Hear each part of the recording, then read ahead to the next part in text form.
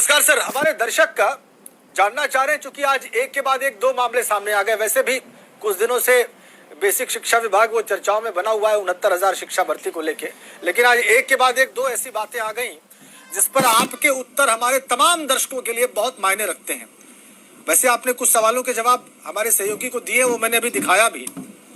लेकिन सर, ये जो टीचर का मामला सामने आ रहा है कि एक साथ 25 जगहों पर इन्हीं के डॉक्यूमेंट्स पर शिक्षिकाएं पढ़ा रही हैं और उनको बहुत सारा भुगतान हो चुका है, ये आपको लगता नहीं कि ये टिप ऑफ द आइसबर्ग है और ऐसे बहुत सारे मामले हो सकते हैं प्रदेश में?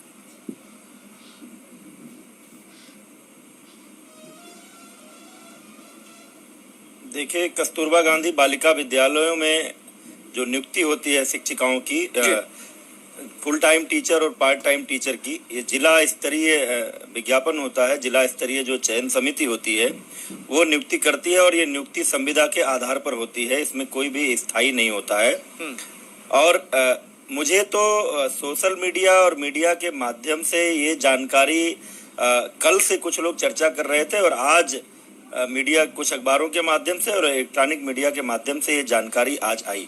तुरंत ही जब हमने अपने विभाग के महानिदेशक से इस बारे में जानकारी इकट्ठा करने को कहा, तो जो शुरू में तो ऐसा लगा कि शायद ऐसा नहीं होगा, लेकिन फिर मैंने कहा कि नहीं, इसकी थोड़ी गहनता से पड़ताल किया जाए। जांच रिपोर्ट बाद में आती रहेगी, लेकिन मैं इस बात का पक्षधर हूं कि जब मीडिया सामने हो, कुछ प्रश्न सामने हो, तो स्पष्ट उत्तर दिए जाने चाहिए। इसलिए 1 बजे तक अपने ऑफिस पहुंचते पहुंचते जब मैंने महानिदेशक स्कूल शिक्षा को इसकी प्राथमिक रिपोर्ट लेकर मेरे पास आने को कहा, तो जो जानकारी सामने आई है उसमें ये आई है कि ये शिक्षिका बागपत जिले के बड़ौद ब्लॉक के कस्तूरबा गांधी बालिका विद्यालय में अनामिका शुक्ला नाम की शिक्षिका की तैनाती है। पिछले कई महीनों से ये वहां अनुपस्थित रही है, इसलिए उसके खाते में वेतन का भुगतान नहीं हुआ है। लेकिन इसी शिक्षिका के अभिलेखों के आधार पर 4 जनपद अलीगढ़, अमेठी, सहारनपुर और अंबेडकर नगर के 4 जनपदों के एक कस्तूरबा गांधी बालिका विद्यालयों में इसी शिक्षिका के अभिलेखों के आधार पर अन्य शिक्षिकाएं सेवारत पाई गई हैं और कुल मिलाकर के उनके खातों में 5 लाख से अधिक की धनराशि का भुगतान हुआ है। मेरी दृष्टि में ये बहुत गंभीर मामला है और मैंने आज ही 2 तरह के आदेश दिए हैं अपर मुख्य सचिव को।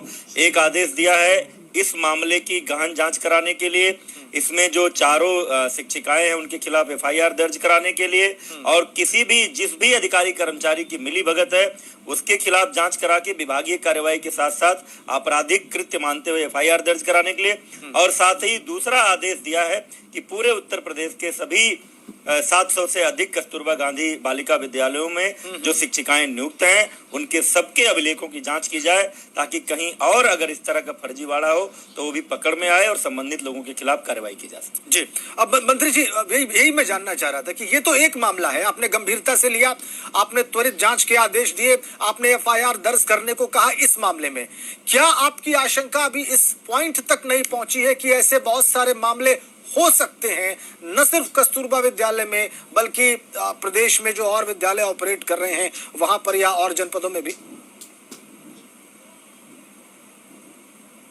मैं बिल्कुल, देखिए, जब से उत्तर प्रदेश की योगी सरकार सत्ता में आई उसी समय इस बात की सुगबुगाहट हुई, शिकायतें आई कि पिछली सपा बसपा सरकारों के कार्यकाल में बड़ी संख्या में बेसिक शिक्षा विभाग में फर्जी शिक्षकों की नियुक्तियां हुई। तुरंत माननीय मुख्यमंत्री श्री योगी आदित्यनाथ जी ने STF को और SIT को ये जांच सौंप दी और लगभग 4000 शिक्षक जिनकी जांच के द्वारा ये स्पष्ट हो चुका है कि वो उनकी नियुक्ति फर्जी है, उन शिक्षकों को हम बर्खास्त कर चुके हैं, उनके वेतन की रिकवरी कर चुके हैं, उन पर FIR दर्ज किया जा चुका है। क्योंकि बिल्कुल हम इस पक्ष में नहीं है कि ऐसे किसी व्यक्ति को बख्शा जाए। कस्तूरबा गांधी में चूंकि संविदा के आधार पर नियुक्तियां होती थी, जिला स्तर पर नियुक्तियां होती थी, कभी इस तरह का कोई प्रकरण संज्ञान में आया नहीं। इसलिए आज जैसे ही मामला मेरे संज्ञान में आया है, मैंने पूरे उत्तर प्रदेश के सभी कस्तूरबा गांधी विद्यालयों के जो शिक्षिकाएं कार्यरत हैं उनके सभी अभिलेखों की जांच करने का, ऐसा किसी तरह का कोई मामला हो तो उसको पकड़ में लाने का आज ही मैंने अपर मुख्य सचिव को आदेश दिया है और कल से ही उस मामले की जांच शुरू हो जाएगी। कहीं भी कोई इस तरह का मामला आएगा तो उसको सबके संज्ञान में लाएंगे, कोई भी तथ्य दबाने छिपाने का प्रयास नहीं होगा और जिन लोगों ने भी ऐसा किया होगा ऐसे शिक्षिकाओं और उनकी भर्ती में सहयोग करने वाले अधिकारियों कर्मचारियों के खिलाफ कठोर कार्रवाई करेंगे। जी मंत्री जी, अब आगे बढ़ते हैं। चूंकि 69,000 भर्ती का मामला इस सरकार का एक बड़ा प्रोजेक्ट रहा है, आपकी कोशिश रही है कि लोगों को रोजगार मिले, लेकिन वो बार बार अटक रहा है। अब वो कोर्ट में जो मामला है उससे इतर मैं आज की खबर के बारे में बताऊं, जिसके बारे में आपको मालूम ही होगा, हमारे दर्शक भी जान ले कि एक गिरोह पकड़ा गया है, उसके 8 लोग गिरफ्तार किए गए हैं। ये लोग पैसा लेते थे और ये कहते थे कि हम आपको भर्ती करवा देंगे, आपकी काउंसलिंग करवा देंगे, आप जहां चाहेंगे वहां आपकी नियुक्ति हो जाएगी। एक मामला सामने आया है, अभी इसमें जांच चल रही है। क्यों न माना जाए कि इस गिरोह में हो सकता है कुछ लोग इससे पैसा देकर लाभान्वित भी हुए हो, और लाभान्वित हुए हो तो वो मौन हो, वो कुछ ना कह रहे हो, लेकिन जो लाभान्वित नहीं हुआ उसकी वजह से बात सामने आ गई।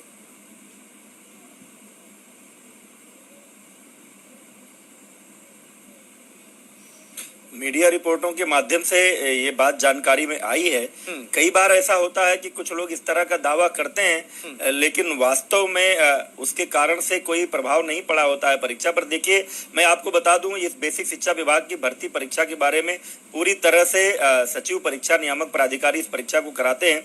ये पूर्णतया गोपनीय होता है कि कौन सी एजेंसी परीक्षा करा रही है, कौन लोग विशेषज्ञ समिति में है, कौन प्रश्न बना रहा है। मंत्री तक को भी इस बात की जानकारी नहीं होती है, पूर्णतया गोपनीय होता है। लेकिन हमेशा से विभाग का और मैं जब से आया हूं, कोशिश यही होती है कराएंगे, और जो भी दोषी लोग होंगे उनके खिलाफ कड़ी कार्रवाई करेंगे। सर, लेकिन आपको नहीं लगता कि विश्वसनीयता का संकट खड़ा हो जाता है जब इस तरह की बात सामने आती है? तो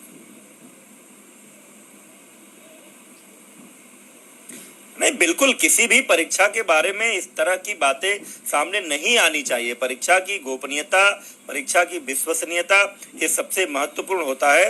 कई बार क्या होता है कि कई ऐसे रैकेट गिरोह पकड़ में आते हैं जो इस तरह की कोशिशें करने की प्रयास करते हैं, लेकिन अपने प्रयास में सफल नहीं हो पाते हैं।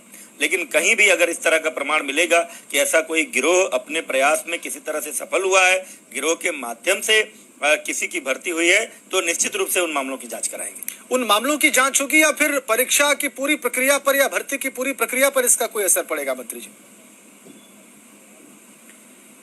अब इस तरह से अगर देखिए, अगर इस तरह से भर्ती होने लगी कि कहीं भी कोई व्यक्ति कोई बयान दिया कि हम इस तरह से करते हैं और बिना इस बात के प्रमाण के कि वो कर पाए, बहुत सारे हर परीक्षा में, हाई स्कूल, इंटर से लेकर तमाम सारी परीक्षाओं में आप देखिए, इसके पहले नकल का उद्योग चलता था उत्तर प्रदेश में हाई स्कूल, इंटर में। हाँ। लेकिन जब से उत्तर प्रदेश की योगी सरकार आई, नकल विहीन परीक्षा हो रही। तो गिरोह बहुत सारे ऐसे हैं जो लोगों को गुमराह करते हैं, लोगों से धन ऐंठने की कोशिश करते हैं।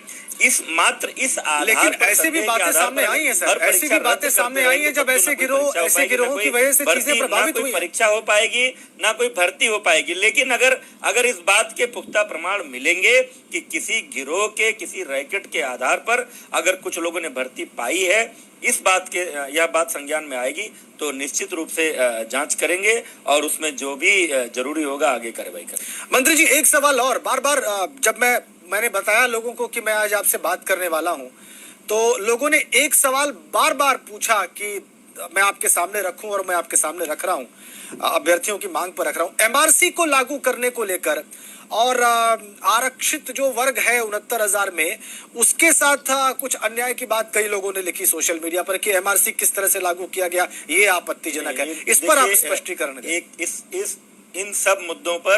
इन सब मुद्दों पर देखिए, अभ्यर्थियों के जो सवाल हैं, जो सोशल मीडिया पर तैर रहे हैं, जो आप लोगों के माध्यम से आ रहे हैं, उन सवालों का, वो सवाल इतने तरह के हैं। हर अभ्यर्थी अपने तरीके से भर्ती परीक्षा को संपन्न कराना चाहता है, वो हम नहीं कर सकते। देखिए, जो भी भर्ती हो रही है जिसमें आरक्षण के उन्हीं नियमों का पालन हो रहा है जो भारत के संविधान की व्यवस्था है, जो उत्तर प्रदेश सरकार के जो विधि सम्मत व्यवस्था है, जो कार्मिक विभाग के नियम और निर्देश है, वो व्यवस्था है। बेसिक शिक्षा विभाग अपने स्तर पर इसमें ना किसी तरह का नियम बनाता है, ना कोई मनमानी करता है। अब इन मुद्दों पर अभ्यर्थियों की सुविधा अनुसार ना तो हम भर्ती कर सकते हैं, ना अलग अलग अभ्यर्थी को लाभ पहुंचाने वाले कानून बना सकते हैं। इसलिए ऐसे प्रश्नों का उत्तर मीडिया के माध्यम से मैं नहीं दे सकता। अच्छा मंत्री जी, एक आखिरी सवाल, 69,000 भर्ती प्रक्रिया, आपका क्या आकलन है? क्योंकि बहुत सारी चुनौतियां उसके सामने हैं, वो कब तक पूरी हो जाएगी, इस बारे में कोई बात हमारे दर्शकों के सामने रखें। नहीं, हम तो भर्ती प्रक्रिया को पूरी कर रहे थे। अगर हमारे विभाग की कार्य योजना सफल हो पाई होती तो 6 जून को काउंसलिंग की प्रक्रिया पूरी हो जाती और हम अब तक तो बहुत सारे अभ्यर्थियों को नियुक्ति पत्र दे चुके होते। लेकिन अब बीच में माननीय न्यायालय का आदेश आ गया, उस आदेश का अनुपालन करना ही था। आदेश का अनुपालन करते हुए हमने काउंसलिंग की प्रक्रिया स्थगित की है और हम डबल बेंच में अपील में जा रहे हैं। इस बात के लिए अपील के लिए हम जा रहे हैं कि हमको भर्ती प्रक्रिया को पूरा करने की अनुमति दी जाए। शेष जो यूजीसी के माध्यम से विशेषज्ञों की समिति बनेगी और अगर कोई संशोधन का सुझाव आएगा उत्तरों में तो फिर उस आधार पर हम कार्यवाही करेंगे, क्योंकि माननीय न्यायालय से ऊपर कोई नहीं है। जैसा माननीय न्यायालय का आदेश होगा उसका अनुपालन करेंगे, लेकिन हम चाहते हैं कि भर्ती प्रक्रिया संपन्न हो, उसके लिए हम अभी भी प्रयासरत हैं। बहुत बहुत धन्यवाद मंत्री जी, बहुत बहुत धन्यवाद डॉक्टर सतीश द्विवेदी हमसे बातचीत करने के लिए, इस कार्यक्रम में जुड़ने के लिए।